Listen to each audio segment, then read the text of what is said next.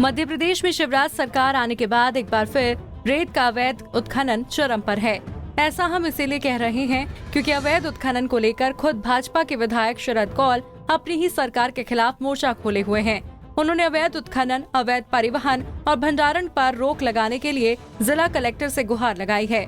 साथ ही उनका कहना है, प्रदेश में हमारी सरकार होते हुए भी अधिकारी हमारी नहीं सुनते।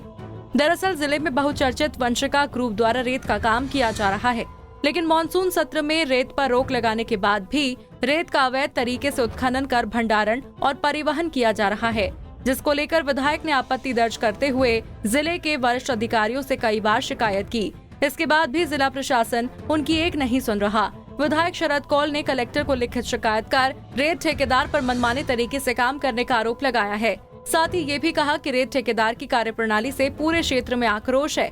लगातार उत्खनन से सड़कें खराब हो रही हैं। प्रतिबंध के बावजूद ठेकेदार नियमों को ताक पर रखकर लगातार उत्खनन कर रहा है और प्रशासन इस दिशा में कोई ठोस कार्रवाई नहीं कर रहा। इतना ही नहीं, बीजेपी विधायक ने खुद अपनी ही सरकार पर सवाल उठाते हुए कहा, प्रदेश में हमारी सरकार होते हुए भी अधिकारी हमारी नहीं सुनते।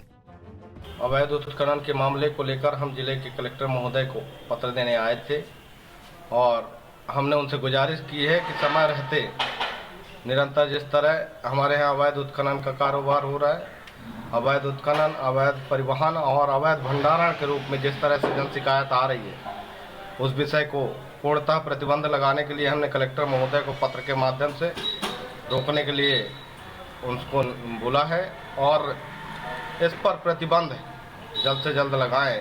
अन्यत्र हमारे क्षेत्र की जो जनमानस की समस्या है, इस बात को लेकर पूर्व में भी मैं इस विषय पर पब्लिक को लेकर मुझे ज्ञापन देना पड़ा है। अगर रूलिंग पार्टी में रहकर अधिकारी हमारी नहीं सुनते तो इस बात की शिकायत हम माननीय मुख्यमंत्री से भी करेंगे। वहीं इस मामले को लेकर गोंडवाना गणतंत्र पार्टी के कार्यकारिणी प्रदेश अध्यक्ष ने कहा, बड़े ही दुर्भाग्य की बात है कि प्रदेश में भाजपा की सरकार होने के बाद उनके ही विधायक अवैध उत्खनन रोकने की मांग कर रहे हैं। सबसे बड़ी दुर्भाग्य की बात है कि आज मध्य प्रदेश में भारतीय जनता पार्टी की सरकार है और सरकार के विधायक मांग कर रहे हैं कि अवैध उत्खनन हो रहा है और इस पर रोक लगाई। ये प्रदेश के लिए, यहाँ के पर्यावरण के लिए, नदियों के लिए बहुत संकट का घड़ी है। कोरोना का घड़ी तो चल ही रहा है, पूरा रात अवैध उत्खनन होता है। इस पूरे मामले में कलेक्टर शहडोल सत्येंद्र सिंह ने मीडिया से कुछ भी कहने से इनकार कर दिया। तो वहीं खनिज अधिकारी शिकायत मिलने पर कार्रवाई किए जाने की बात कहते हुए अपना पल्ला झाड़ लिए। इसमें कलेक्टर महोदय द्वारा टीम गठित किया गया है, जिसमें एसडीएम, एसडीओपी, फॉरेस्ट, माइनिंग की टीम सभी को दिया गया है। सतत निगरानी की जा रही है। हमने 2 पोकलेन मशीन, 3 जेसीबी अभी तक हमने जब्त की है और 6 ट्रैक्टर, उसके 5 हाइवा और हमने अभी जब्त की है। संयुक्त रूप से कार्रवाई की जा रही है।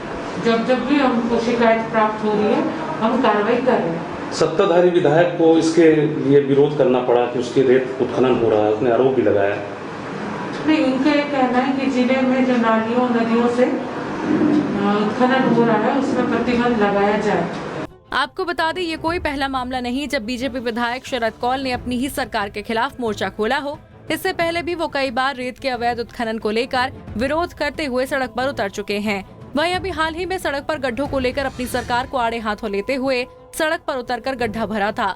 ये वही विधायक हैं जिन्होंने मध्य प्रदेश में कांग्रेस के शासनकाल में बीजेपी विधानसभा में कांग्रेस के पक्ष में वोटिंग की थी। वहीं इस बार भी विधायक शरद कौल चर्चा में हैं। पंजाब केसरी के लिए शहडोल से अजय नामदेव की रिपोर्ट।